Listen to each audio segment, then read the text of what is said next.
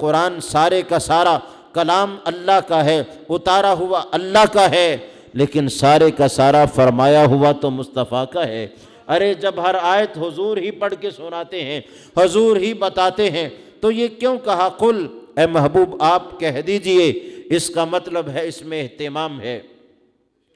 اور اللہ کہہ رہا ہے محبوب ہر آیت جو میں آپ تک پہنچاتا ہوں اور جبریل لے کر آتے ہیں، آپ کے قلب اطہر پر اتارتے ہیں، اور آپ کے قلب اطہر کی برکت سے وہ جمال الہی جمال مصطفیٰ میں بدل کر امتیوں کے سینے میں محفوظ ہوتا جا رہا ہے۔ یہ سارا میرا ہی اتارا ہوا ہے، آپ ہی کا فرمایا ہوا ہے، لیکن آج کوئی خاص پیغام ہے، اس لیے اسپیشل کہہ رہا ہوں، ذرا کہہ دیجئے، فرما دیجئے، ان کو بتا دیجئے۔ گویا یہ پیغام کی اہمیت کے پیش نظر ہے کہ رب کو پتہ ہے ہر چیز زبان مصطفیٰ سے آگے پہنچا رہا ہوں، لیکن پھر بھی کچھ پیغامات کے لیے کہتا ہے محبوب قل، آپ کہیے تو صحیح، فرمائیے تو صحیح، انہیں بتا دیجئے، کہہ دیجئے۔ اور کہا کیا ہے؟ فرمایا کہیے ان کنتم تحبون اللہ، اگر تم اللہ سے محبت کرتے ہو، اگر یہ دعویٰ ہے کہ ہمیں اللہ سے محبت ہے، یہ اس کائنات کا بہت بڑا دعویٰ ہے۔ رب سے محبت کوئی معمولی چیز نہیں ہے، رب سے محبت کوئی عام خیرات نہیں ہے، رب سے محبت کوئی معمول کا کام نہیں ہے اور روٹین ورک نہیں ہے، یہ تو بڑا خاص الخاص عمل ہے۔ اور بندے کا رب سے محبت کرنا، اس فانی کا باقی سے محبت کرنا، اس زوال پذیر ہونے والے کا واجب الوجود سے محبت کرنا، اس پیدا ہونے والے کا پیدا کرنے والے سے محبت کرنا، اس رزق کھانے والے کا رازق سے محبت کرنا، یہ جتنا اہم ہے اتنا ضروری بھی ہے کہ انسان کہیں اس عالم میں پہنچ کر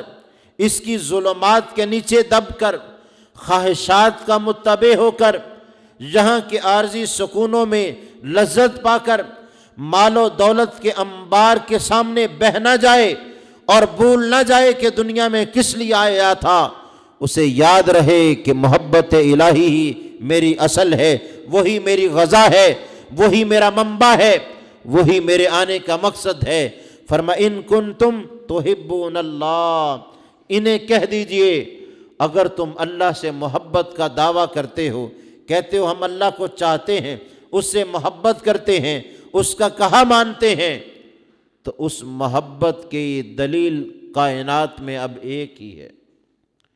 محب اسے ہی مانا جائے گا۔ فاتبعونی، فرمایا اگر محبت کے دعویٰ دار ہو ایک کام کرو، رسول خدا کے متبع بن جاؤ، پیروکار بن جاؤ، امتی بن جاؤ، غلام بن جاؤ۔ جب تک کوئی غلام مصطفیٰ نہیں بنتا، اللہ کہتا ہے میں اسے عبداللہ بھی تسلیم نہیں کرتا، اور میری محبت اور میری بندگی کرنے والا وہی ہے جو میرے رسول کا متبع، پیروکار، محب اور امتی بن جاتا ہے۔ اور آگے جزا کیا بیان فرمائی؟ یہ نہیں کہا اگر تم اللہ سے محبت کے دعویٰ دار ہو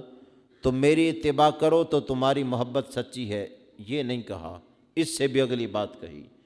فرمایا اگر تم اللہ سے محبت کرنا چاہتے ہو تو رسول اللہ کے متبع اور پیروکار بن جاؤ، غلام اور محب بن جاؤ، ان کے اسوہ حسنہ کو اپنا لو، یحببکم اللہ۔